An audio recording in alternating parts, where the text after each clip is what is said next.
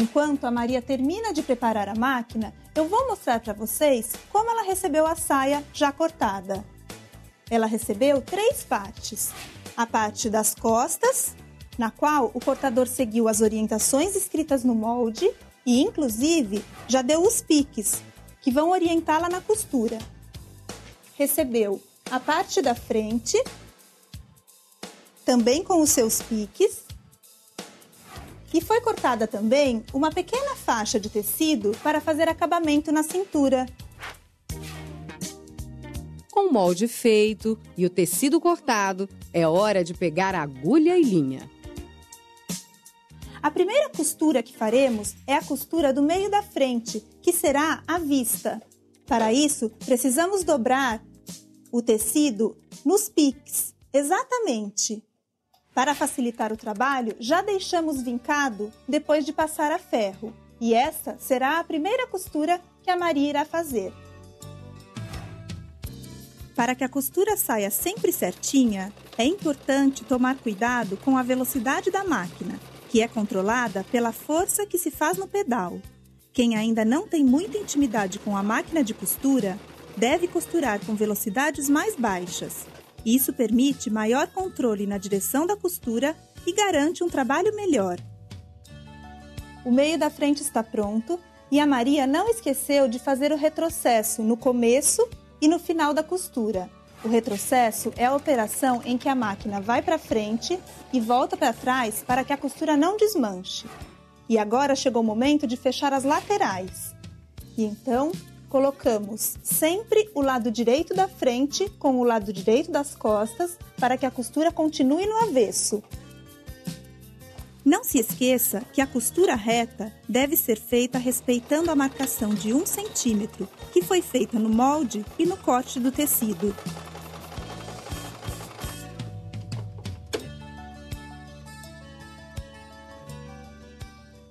Com as laterais costuradas, chegou o momento de irmos para a máquina overlock. O overlock é responsável por fazer acabamento e não deixar o tecido desfiar. A Maria irá passar uma costura de overlock nas laterais e outra por toda a barra. Não será necessário passar o overlock na cintura, pois a cintura terá um acabamento. A costura overlock deve ser passada bem na margem do tecido. Utilizando velocidade mais baixa durante esse processo, fica mais fácil garantir que a costura fique reta.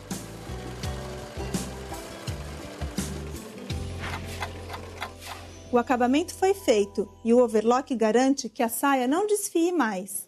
E então, com as laterais e o meio da frente costurados, chegou o momento de fazer a barra e o acabamento da cintura. É muito importante lembrar que a Maria está usando a margem de 1 centímetro que foi colocada no molde. Para costurar o acabamento da cintura, primeiro devemos fixar a parte de cima da faixa à linha da cintura da saia, direito com direito.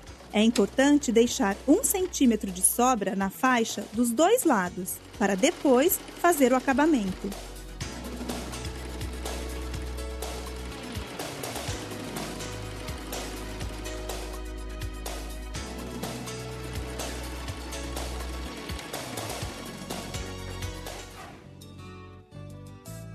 Depois, é preciso dobrar a faixa de tecido e passar uma costura nas pontas. Não se esqueça de fazer o retrocesso no começo e no final da costura.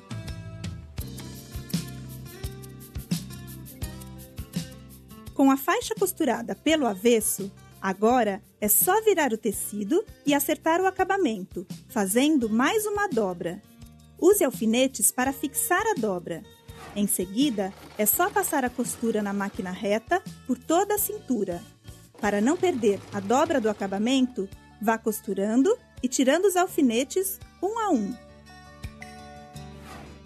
Para fazer a costura da barra, é só dobrar o tecido, que já está com o acabamento de overlock feito, e passar a costura. Aqui, o importante é acompanhar sempre a linha do overlock para que a barra não fique torta. Use a máquina reta para fazer essa costura. A saia já foi toda costurada. A Maria terminou a barra e o acabamento da cintura. E agora, o último passo é a colocação dos botões e os caseados. Divida a quantidade de botões pela altura da saia e marque no tecido o lugar que ficará cada casa, para que a divisão dos botões fique equilibrada. Existem máquinas profissionais que fazem o caseado, mas hoje em dia a maioria das máquinas domésticas também tem essa função. Por isso, é muito importante consultar o manual de instruções da máquina que você está usando. Nas máquinas domésticas, é necessário colocar o pezinho específico para o trabalho de caseado. Para ter a noção exata do tamanho de caseado que se quer fazer, é essencial ter o botão escolhido sempre à vista.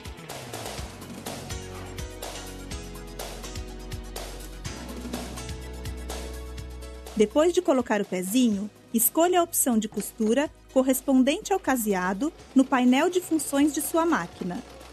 Em algumas máquinas, é preciso selecionar primeiro a função que faz o caseado de um lado, depois a que faz a parte de cima.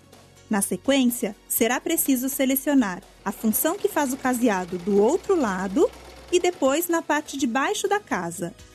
Com todas as casas feitas, retire a saia da máquina, corte as sobras da linha e abra as casas utilizando o descosturador. Antes de começar a pregar os botões, marque a altura em que serão colocados e costure um a um à mão. E esta é a nossa saia pronta.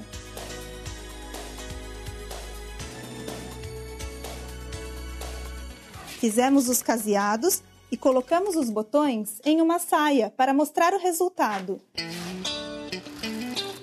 Agora já dá para passar para o próximo desafio: costurar uma blusa tipo regata.